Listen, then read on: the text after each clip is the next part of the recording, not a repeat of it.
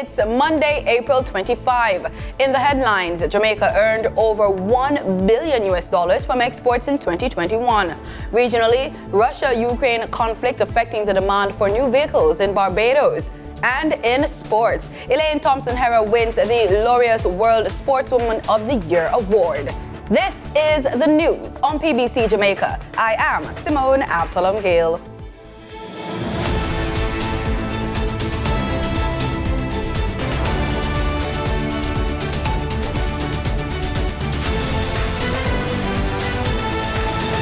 Domestic export earnings climbed by 10% last year. Director General of the Statistical Institute of Jamaica, Statin, Carol Coy, shared that information during Statin's virtual quarterly media briefing on April 21. Our reporter Gabriel Thompson breaks down this and other data shared at the event.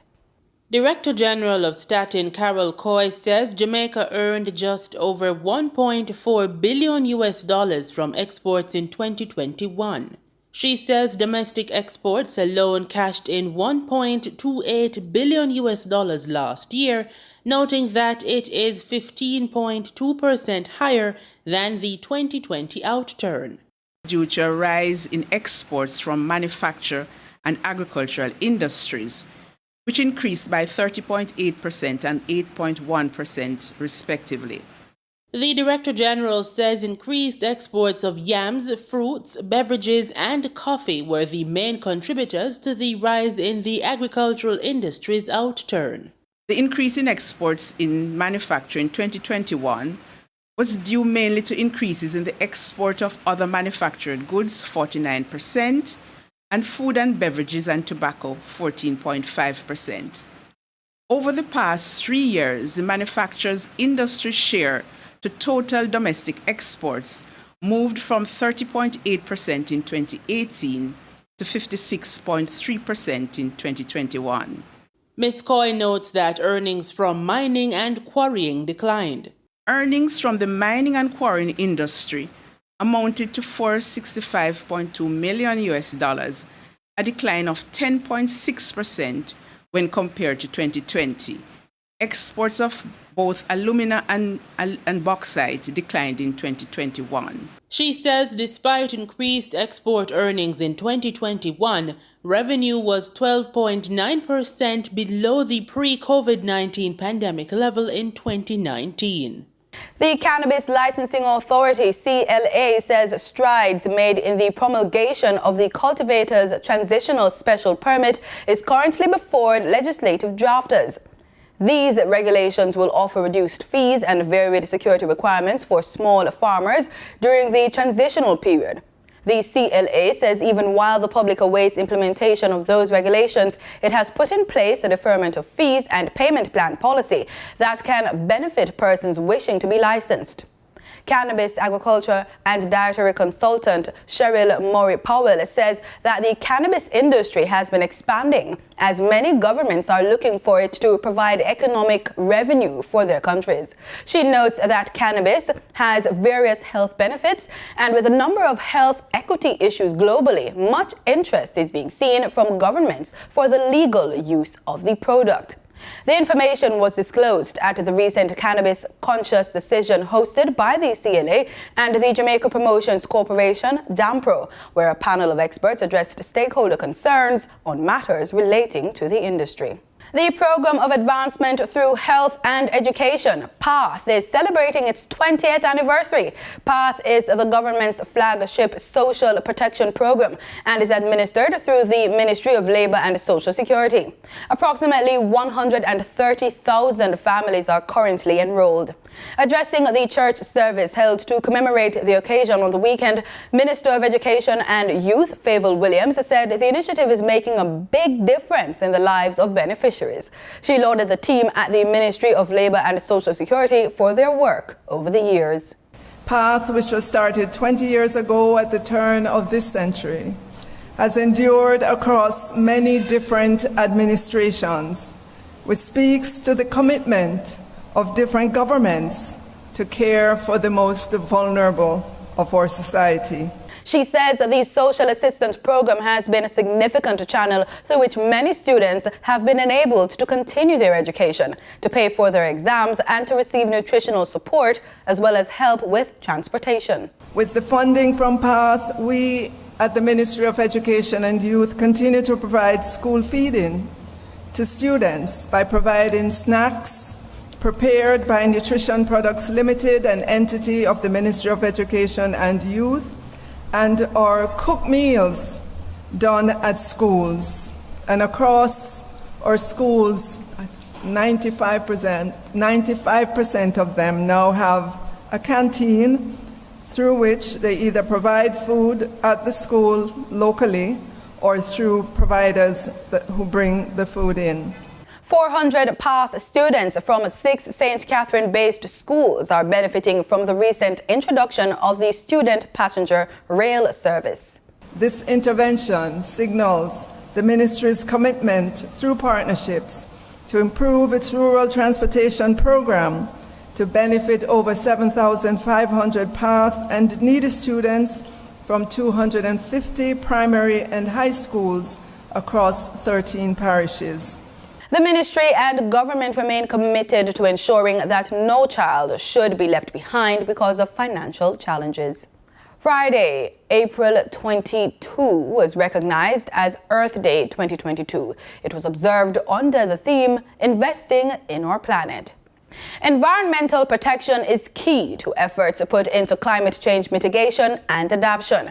That's the argument put forward by a minister without portfolio in the Ministry of Economic Growth and Job Creation, Senator Matthew Samuda, while addressing the Senate on Friday. Senator Samuda says recent weather patterns and flooding in sections of the island are stark reminders of the changes that are occurring. Furthermore, Senator Samuda states significant investment, partnerships and resolve will be required to address the issue of plastic pollution. Recently, representatives from 175 nations endorsed a historic resolution at the United Nations Environment Assembly in Kenya to end plastic pollution and forge an international, legally binding agreement by the end of 2024. Opposition spokesperson on land, environment and climate change, Senator Sophia Fraser-Binns, says the protection and preservation of the earth through several initiatives remains paramount. The Pan American Health Organization, PAHO, has launched the 20th Vaccination Week in the Americas under the theme, Are you fully vaccinated? Get all your shots, from April 23 to April 30, 2022. As part of the initiative, countries and territories in the region aim to vaccinate 140 million people against several dangerous diseases, including measles, polio, influenza, diphtheria, and COVID-19. The provision of technical cooperation in immunization has been underpinned by PAHO's 43-year-old revolving fund for access to vaccines. Dominica participates in this fund, and most of the countries in our region do participate.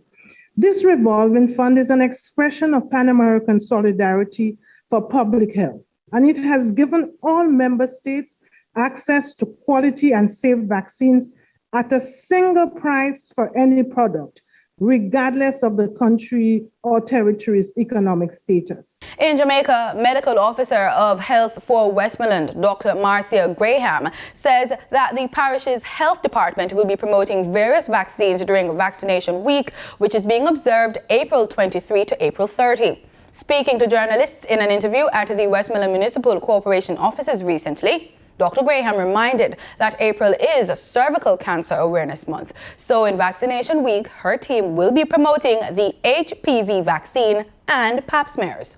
In the business report, Prime Minister Andrew Holness is optimistic about the country's employment rate. We have that story and your usual market updates from reporter Danita Rodney.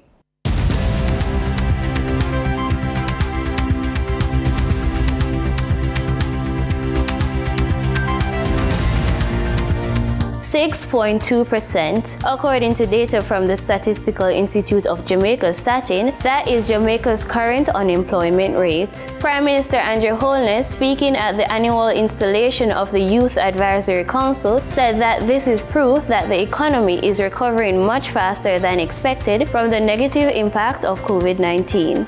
We are now at a point where all the signs are showing that we are about to take off in our economic growth. Our economy is recovering. It has recovered rapidly, much faster than we had expected. And in fact, Statin just released new unemployment figures, the lowest unemployment in Jamaica's history, 6.2%. Although 6.2% is a record low, the Prime Minister said that there still exists a number of unemployed persons. At 6.2%, there is still a great deal of persons who would be unemployed. Possibly between 75 and 80,000 Jamaicans would be unemployed. He also said that with the low rate, the government now has to think about what would happen if the rate continues to drop and if we can facilitate further reduction. But we can't, as the government, just sit by and say, oh, this is so great. Because you have to be considering what happens when you get to 3% unemployment. Would we have enough labor to keep the industries going? We have to be thinking about these things. And could Jamaica ever reach a point in its development where businesses want to come here, to relocate here, to do business here? In foreign exchange trading for Friday, April 22, the US dollar sold for an average of $155.59. The Canadian dollar ended trading at $124.54. The pound sterling traded for $201.90, and the euro sold for an average of $168.51. The following reflects the movement of the JSE indices in Friday's trading session. The JSE index advanced by 5,124 points to close at over 400,000 units. The junior market index advanced by 44 points to close at over 4,000 units. The combined market index advanced by 5,194 points to close at over 400,000 units. And the All Jamaican Composite Index advanced by 6,436 points to close at over 400,000 units. Overall market activity resulted from trading in 103 stocks, of which 46 advanced, 38 declined,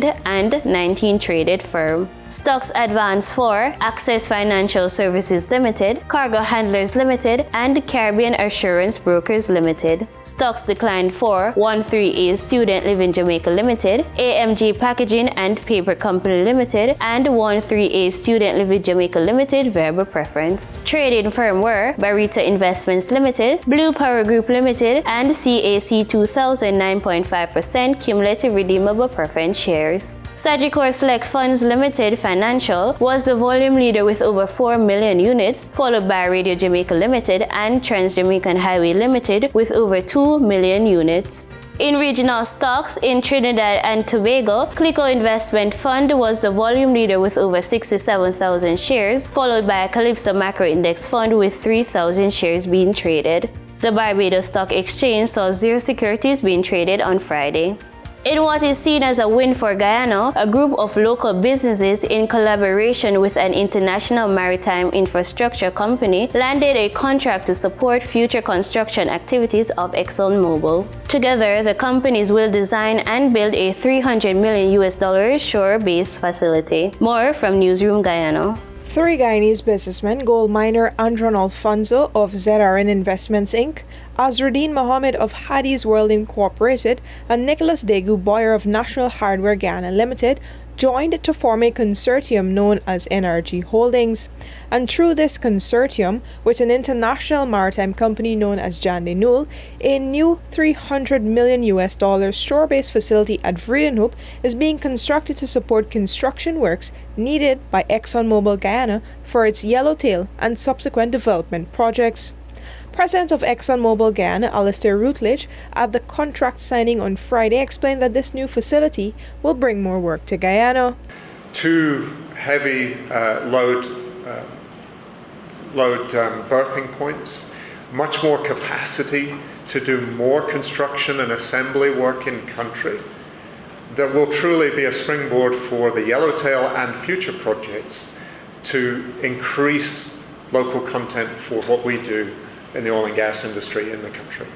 The startup of the Yellowtail project, Routledge said previously, is expected to begin in late 2025 and is anticipated to produce 250,000 barrels of oil per day from the One Guyana floating, production, storage and offloading vessel that would be able to store up to 2 million barrels. The shore base went through a competitive bidding process to secure the contract from ExxonMobil Guyana. An NRG Holdings partner, Nicholas Dagu Boyer, said that this shore base will come on stream by the fourth quarter of 2023. Because this, again, sorry to sound like a broken record, increases your local content, brings down commercial shipping costs, and creates an industrial area for service companies to spring up and to do more local content. And that's what this is for us. The local businessman said the project was receiving no financial support from Guyana's government, noting that a wider shore-based development pegged at $600 million is expected. Reporting for the newsroom, I am Vishani Raghaber. In market data for oil has slumped nearly 5%, extending last week's decline as concerns grew that prolonged COVID-19 lockdowns in Shanghai and potential increases to U.S. interest rate would hurt global growth and oil demand. Brent crude was down $5.19 or 4.9% at $101.46 a barrel, and West Texas Intermediate crude fell $4.61 or 4.5% to $97.46 a barrel. And that was the business report on PBCJ. I'm Denida Rodney. In regional news, in Barbados, car woes as the Russia-Ukraine conflict is now affecting the demand for new vehicles. Barbados Today has the details. The local car industry has not escaped fallout from Russia's invasion of Ukraine. According to the regional product manager of the vehicle sales department at Courtesy Garage Limited, Samuel Gaston, the demand for new vehicles outweighs companies' ability to supply in light of a worldwide shortage in components required for assembling automobiles. There are no major issues in supplying the components to build the car. So when I put in a request, let's say for 25 of these cars, we are ready, everything's in place to pay for the cars, have customers willing to wait. And the manufacturer comes back to you and says, the factory can only produce 5. Okay? And that is the reality of where we are today. I've had a situation where I've had confirmation, not specific to the electric vehicle, where I am told today, Sam, the order is accepted, great, we're going to start producing the cars. And the next morning, I come into the office and I get an email saying to me, the factory has made a determination that worldwide, not Barbados, worldwide, the factory for the particular month has reduced the production to 0. Just like that. And that is part of the reality of what we're dealing with. Part of the challenge, I think, the immediate challenge that we're going to have is that the demand, some people are going to get frustrated, but I beg of you to keep your head level, understand what is going on. We are ordering cars 3 months in advance. So we are now in April, May, June. I am talking to the manufacturers about getting production for June. And I'm already being told, right, you want production for June, you have potential customers for 40 cars, and you're willing to pay for 40 cars. The plant does not have and will not have the components to produce 40 cars. They will give you 10. In Guyana, April 22 was seen as Teach a Child to Save Day. Coinciding with that day, Teach a Child to Save was launched in Georgetown. The aim is teaching children to earn, save, and manage money. Newsroom Guyana has more. The Teach a Child to Save tour targets 10,000 nursery, primary and secondary children at 25 schools in Berbice, Linden and Essequibo and intends to help them get money smart. Atalia Yisrael, the co-founder of Outliers Zone Caribbean, the company behind this initiative, believes when children develop these habits, it will set the foundation for them to become financially capable adults. We need to teach our children how to earn money. Because I know some of us, we give our children allowances, but as adults, who gives you an allowance? Hence, today, Teach a Child to Safety. The message from Outlier Zone Caribbean is that our children as parents and as guardians, as godparents, grandparents, we have a responsibility to teach our children how to earn money. Nathan Joseph is a 12-year-old student of Queen's College and is already a business owner. The young man's business is NJ Squares Collection. To children who are thinking to start a business, during the beginning of your business, you will learn by trial and error. You will have to learn to save your money to buy the materials you will need for your business. And in the future, you will learn to invest your money in your business and in other companies. 11-year-old Lakaya Wills, a pupil at the North Georgetown Primary School, has been using her Outliers Zone piggy bank to save money she earns from doing chores for the past 2 years. During these 2 years, I've saved $110,000. But for me, what I think about this piggy bank is that it's very amazing because it actually helps me a lot, because when I save, I always have money. So I don't always have to go to my parents and ask them for money. Because of the spend part, I always split my money up when I get paid from doing chores. Meanwhile, also speaking at the launch was Chief Education Officer Dr. Marcel Hudson, who endorsed the initiative and commended the company for the efforts to teach children to save money. And so it is very important, and I'm happy that we're doing this at a very tender age. Some of us, we have not had that kind of experience. When I went to school, there was something called a cooperative, which was a similar thing, but the consistency of the idea of saving, that's another matter. And I think this particular generation, needs to understand the importance of saving. Outliers Zone also assists companies to strengthen their employees' money management skill and prepare for retirement with confidence. Reporting for the newsroom, I am Isanella Patwo. Vaccines saves lives. This from Trinidad and Tobago's Minister of Health, Terence Delsing, during the launch of Vaccination Week in the Americas on Saturday. TTT Live has the story.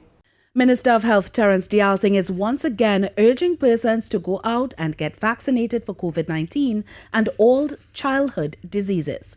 Speaking at the launch of Vaccination Week in the Americas at the Twin City Mall on Saturday, the minister reiterated that vaccines save lives. One of the objectives of Vaccination Week is to continue to build that trust and faith that vaccines work. Vaccines are safe. Vaccines are effective. Another speaker at the launch was PAHO WHO's Sub-Regional Advisor on Disease Surveillance and Epidemiology, Dr. Franca Devines. 2020, more than 2.7 million children of the Americas were not vaccinated or remained under-vaccinated. This means they are now susceptible to diseases like measles and polio, all of which had been eliminated from the Americas. The week of promoting vaccinations was also launched with a mini health education fair at the busy mall. In the Bahamas, the Ministry of Education is in talks with the Health Ministry to get government schools back to full-time face-to-face learning amid a drastic drop in COVID-19 cases. Jasmine Brown reports. The education minister telling reporters that doing away with hybrid learning is a priority as they look to implement face-to-face learning on a full-time basis. We're in dialogue with the Minister of Health to ask him when can we get our children in normal numbers in the classrooms. But I'm in active dialogue. I spoke to him yesterday, I spoke to him the day before, I spoke to him the day before that to see when they see a green light to allow children 100%. As a result of the COVID-19 pandemic, many Bahamian students have had to attend classes virtually for months at a time. While many schools resumed hybrid learning halfway through the 2020-2021 academic year, all public schools in the Bahamas began the 2021-2022 academic year with a virtual learning platform as a result of a surge in cases. But that changed earlier this year when hybrid learning was resumed in public schools. It's in a hybrid model because the Ministry of Health has advised that the preferred standard is 3 feet apart. And you know, they've given some indication that if you don't do the preferred standard, you can bring everyone in. But I don't know how we can advocate for something that's not consistent with a preferred standard. In February, Director of Education Marcellus Taylor said roughly 30% of students were not attending classes on the online learning platform. Hannah Martin has on numerous occasions highlighted the urgency of getting students back in the classroom to address the significant gaps resulting from the virtual learning platform. We are creating a number of interventions. We're looking at the high school diploma in terms of how that's been affected by the pandemic and what modalities can be introduced where the pandemic interfered with meeting certain things. Reporting for our news, I'm Jasmine Brown. In sports, the Minister of Culture, Gender, Entertainment and Sport, Olivia Grange, has congratulated exceptional Elaine Thompson-Herah after the Jamaican sprinter won the Laureus World Sportswoman of the Year award. Minister Grange says winning the Laureus award was, quote, another well-deserved recognition of the best athlete in the world, end quote. Thompson-Herah, who claimed the World Female Athlete of the Year honor at the World Athletics Awards 2021, also sped to an Olympic treble title winning performance at the Tokyo Olympic Games. She is now a 5-time Olympic gold medalist, having added titles in the 100 meters, 200 meters and 4x100 meters in Tokyo to the 100 meters and 200 meters gold medal she gained in Rio in 2016. Thompson-Herah is the first Jamaican woman to win the Laureus Award. Her compatriot Usain Bolt won the Laureus Award 4 times. St. Andrew Technical High School, STATS, has big plans for its track and field program. Jamaicans here and abroad are invited to participate in the school's ongoing fundraising 5K virtual run by visiting the school's website before April 30. Alan Beckford from Becca Sports says his company is providing the platform for the virtual run. Anytime you want between now and April 30, you can go on, you can enter, you can run. And all you have to do is to input your data before May the 1st. He says if you don't feel like running, you can just make a donation. So if you don't even want to run, you can press donate, so you click on that, which will require you, first of all, to make the minimum of the $15, which would have been the entry fee.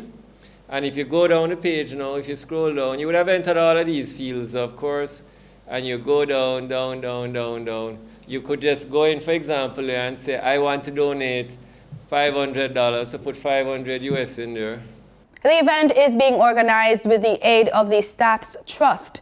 Chairman of the Trust, Mr. Barrington Johnson, says that the proceeds will be used to procure equipment and other tools needed to develop the school's sports program. We'll be